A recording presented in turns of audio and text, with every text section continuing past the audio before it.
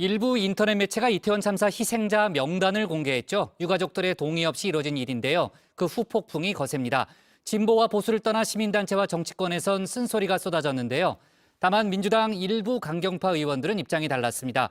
지금껏 강요된 가짜 추모만 있었을 뿐이라며 이제야 희생자들을 제대로 추모할 수 있게 됐다고 명단 공개를 옹호했습니다. 관련 논란을 정치 인사이드에서 짚어봅니다.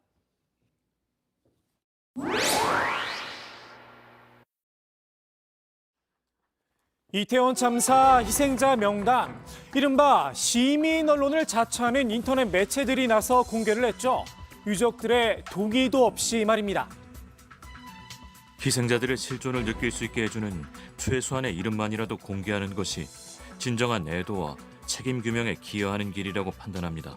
유가족 협의체가 구성되지 않아 이름만 공개하는 것이라도 유족들께 동의를 구하지 못한 점에 대해서는 깊이 양해를 구합니다. 워싱턴 포스트 등 외신에선 이미 희생자 상당수의 사진과 사연을 소개했다고도 강조를 했는데요. 워싱턴 포스트의 보도, 유가족들 취재를 바탕으로 이뤄졌죠. 동의를 얻고 관련 내용을 내보낸 겁니다. 민들레 측, 얼굴과 달리 명단 공개는 별다른 동의 없이 가능하다고 생각했을지도 모르겠습니다. 민들레의 필진으로 참여한 유시민 작가, 사실상 명단 공개를 예고하며 이런 말을 했었죠. 이런 대형 참사에서 사망자 명단도 발표를 안 하고 있고요. 얼굴은 유족들이 동의하는 범위에서는 공개할 수 있어야 맞죠.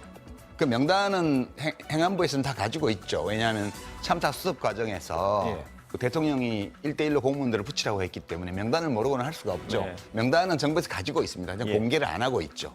조만간 공개될 일이라고 봐요. 이번 명단 공개, 유튜브 채널 더 탐사도 함께 참여를 했습니다. 역시나 방송을 통해 명단을 내보냈는데요.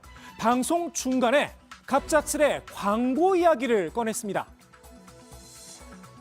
저희가 이제 명단 공개한 부분에 대해서는 좀 워낙 반응이 뜨거워서 민들레에 대해서 잠깐 소개를 좀 할까요? 지금 사실 저희가 지금 광고 타임인데 아직 광고 음식이 준비가 안 돼서요. 민들레가 11월 15일에 창간 예정입니다. 준비가 안 됐다던 음식, 떡볶이였습니다. 킥하게 할 수 있는 제품, 맛은 그 기대 그 이상. 나는 이게 킥 해가지고 이게 뭔 말인가 했더니 이게 킥하게 할 수 있는 킥이시네요. 퀵잇. 네, 말랑말랑 쫄깃한 추억의 밀떡볶이. 저는 쌀떡볶이보다 밀떡볶이가 좋아요. 밀떡볶이가 좀 쫀득쫀득하잖아요, 그죠? 근데 냉동 떡볶이인데도 전혀 냉동 식품이라는 느낌이 들지는 않고요. 네. 정말 그 어머님의 손길이 느껴지는. 명단 공개 관련 소식을 전한 뒤 이런 광고를 내보낼 생각이었더라. 명단 공개 이유 가운데 하나, 제대로 된 희생자 애도였죠. 더욱이 떡볶이를 먹는 모습의 뒷배경, 천주교 정의구현 사제단의 미사 사진입니다. 정의구현 사제단 역시 희생자들의 명단을 공개했죠. 가톨릭 교회에서는 모든 죽은 이들을 위해서 기도하는 연도가 있는데요. 살아있는 사람들이 성인들의 이름을 또 죽은 사람들의 이름을 한 분씩 부르면서 드리는 호칭 기도입니다.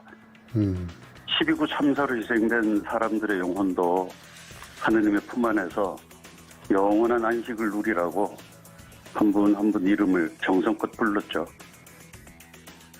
정성껏 부른 희생자들의 이름, 역시나 애도를 위한 행위였다고 밝혔는데요. 마음껏 슬퍼하지 못하는 유가족이나 또 이 아픈 희생을 보면서 위로를 전하고 싶지만 전할 도리가 그동안 없었던 시민들에게 애도는 절대 폐륜이 아니고 이웃의 아픔과 고통에 대해서 연민을 가지고 공감하는 사람들이 많으니까 힘내시라고 마음껏 애도하시라고. 호칭 기도, 말 그대로 천주교식 방식일 뿐이죠. 희생자들의 이름, 유가족들의 동의 없이 일방적으로 불렸습니다. 과연 누구를 위한 애도일까요? 왜곡된 이야기를 하는 사람들도 꽤 많은 것 같더라고요. 그럴 바에는 차라리 그냥 우리끼리 조용하게 애도하는 게 낫지. 이번 명단 공개, 유가족의 트라우마를 자극할 수 있다는 지적도 나왔죠. 세월호 참사 생존자들의 트라우마를 연구했던 서울대 김승섭 교수인데요. 트라우마를 경험한 이후 시간을 견디는 과정에서 가장 중요한 건 안정이라면서 말입니다. 지금 상황에서 그 이름 공개로 유가족들이 얻을 수 있는 것이 무엇인지 저는 모르겠습니다. 만약 그 공개가 사회 정의를 실천하는 일이라고 생각하신다면 그 정의가 누구의 자리에서 바라본 정의인지 한번 생각해 보셨으면 합니다. 진보 단체들도 일제히 비판의 목소리를 냈습니다. 민주언론시민연합, 심각한 보도윤리 불감증이다 날을 세웠죠. 언론노조가 재난보도 준칙 11조 제18조 제19조에 따라서 피해자 보호나 신상공개 주의에 볼 때 심각한 보도윤리 불감증이다라고 이제 비판을 했고요. 유족에 대한 사과와 해당 기사에 대한 삭제를 요구를 하고 나섰습니다. 재난보도 준칙에 따르면 이번 보도에 대해서는 좋은 보도라고 말씀드리기는 어렵다. 민주사회를 위한 변호사 모임도 헌법 등에 비춰 동의 없는 명단 공개에는 트라우마를 겪는 유족의 권리를 침해할 수 있다면서 명단 공개 철회를 요구했습니다. 송두환 국가인권위원장도 유감의 뜻을 밝혔습니다. 저는 이번에 155명 명단 공개된 거를 굉장히 유감스럽게 생각을 합니다. 제가 위원회로 돌아가면 저희들이 이제 합의제 기구인 만큼 내부 위원들과 논의를 하겠습니다. 이번 명단 공개의 후폭풍 정치권으로도 번졌는데요. 한덕수 총리 이태원 참사 대책회의에서 공개적으로 비판을 했죠. 가장 기본적인 절차인 유가족분들의 동의조차 완전히 구하지 않고 공개한 점에 대해 깊은 유감을 표합니다. 정부는 앞으로도 유가족분들과 다치신 분들의 불편이 없도록 최선을 다해 나가겠다는 말씀을 드립니다. 국민의힘은 법적 책임을 묻겠다는 입장을 분명히 했습니다.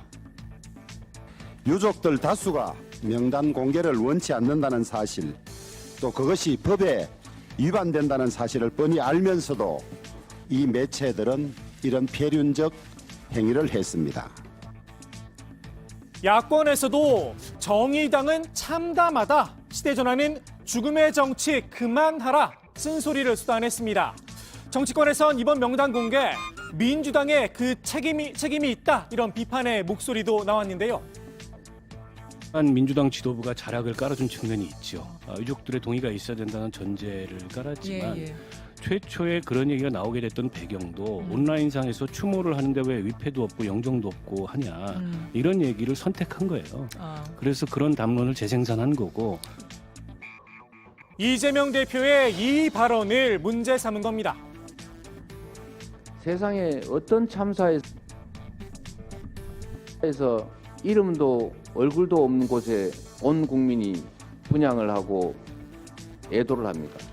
당연히 유족들이 반대하지 않는 한 이름과 영정을 당연히 공개하고 진지한 애도가 있어야 됩니다. 그래서일까요? 민주당 지도부는 유가족의 동의가 없는 명단 공개는 잘못됐다면서도 방향을 살짝 틀었는데요. 명단이 또 공개도 되고 사진도 공개가 되면서 제대로 된 추모가 됐으면 좋겠다. 이런 뜻을 갖고 계시는 유가족들이 상당수 있을 걸로 생각이 듭니다. 제대로 된 추모, 그 판단 권한은 어디까지나 유가족에게 있죠. 정청래 최고위원이 직접 조문을 하고 난 뒤 내린 결론이기도 합니다. 이재명 대표의 명단 공개 발언 이후 조용해졌지만 말입니다. 제가 3분을 조문했는데 그 부모들이 생각이 조금씩 다 다릅니다. 예를 들면 영정사진을 공개한다 만다 이런 것도 다 다른 거예요. 그분들만큼 슬픈 사람이 누가 있겠습니까? 그런데 그거를 무슨 전략이라고 치고 전술이라고 치고 이름을 공개해라. 뭐 영정사진 왜 공개 안 하냐. 이렇게 얘기할 수 없는 부분이 있는 거예요. 민주당은 이게 다 윤석열 정부 때문이다. 화살 돌리기에도 나섰는데요. 이 참사를 사고라고 표현하고요. 희생자를 사망자로 표현하고요. 근조 없는 리본을 달고요. 위패와 이름조차 없었습니다. 그리고 책임은 아무도 안 지고, 예? 그리고 밑에 사람들한테 다 책임 넘겨서 책임 떠넘기게 하고 이런 상황이라면 지금 뭐 명단 공개 갖고 논란을 빚는 건 이건 본말이 전도된 일이다.